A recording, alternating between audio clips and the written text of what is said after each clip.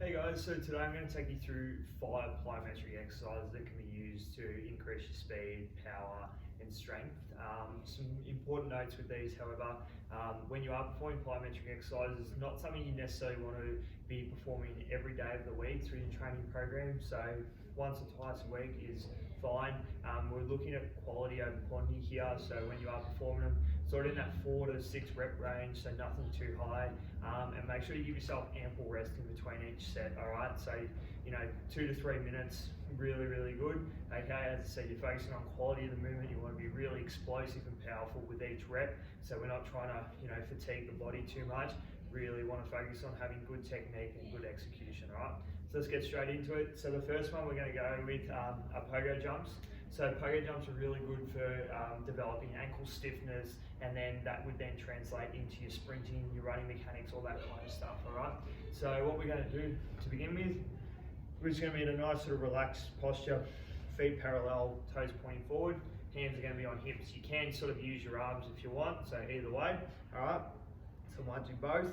Alright, and then what we're going to do is just going to jump up. So we're going to keep our knees stiff, our ankles stiff, so toes are going to be pointing towards the ceiling, alright? So we're going to jump up, keep those toes up, okay?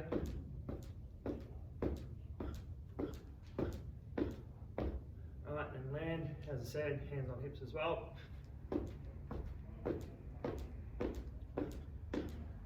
Alright, so you can sort of do 10 to 15 reps for these ones, that's fine.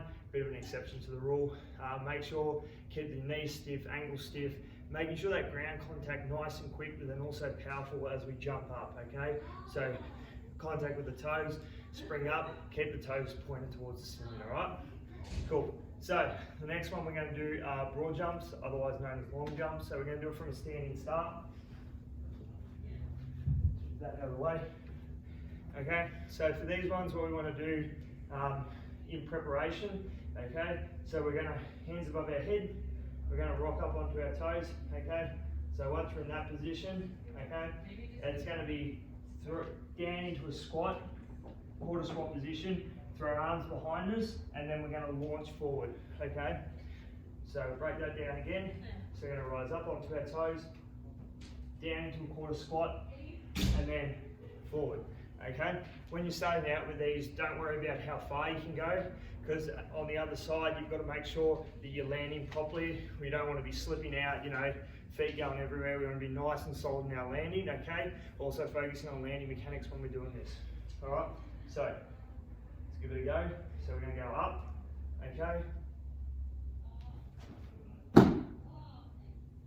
Nice and solid, all right?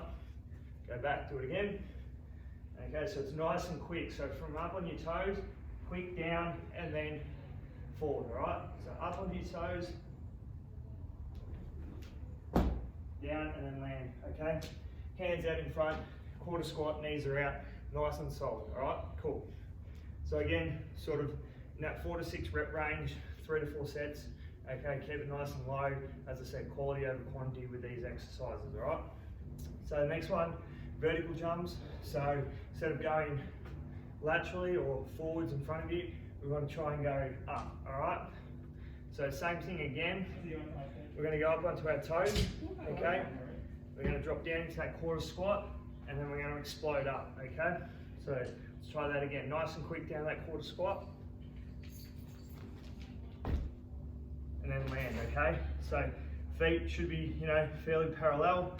Knees are staying out, quarter squat, hands in front of you. All right, one more.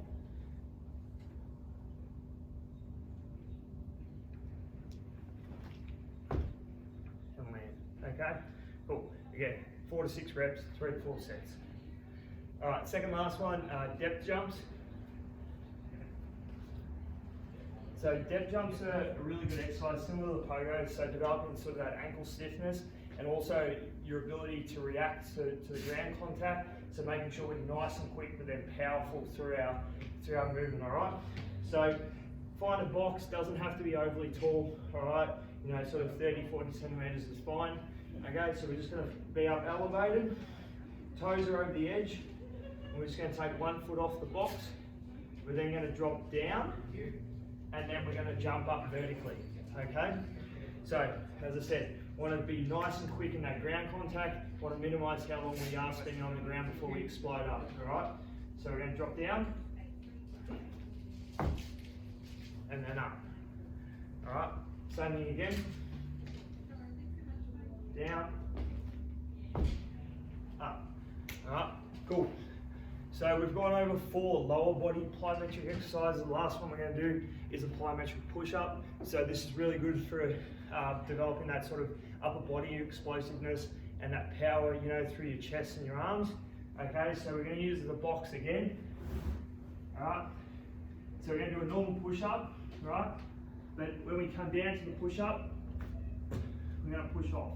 All right. So from that down position, push up as hard as we can, get our body up, all right, make sure we stay nice and straight through this movement, all right, so again, down, push up, there we go,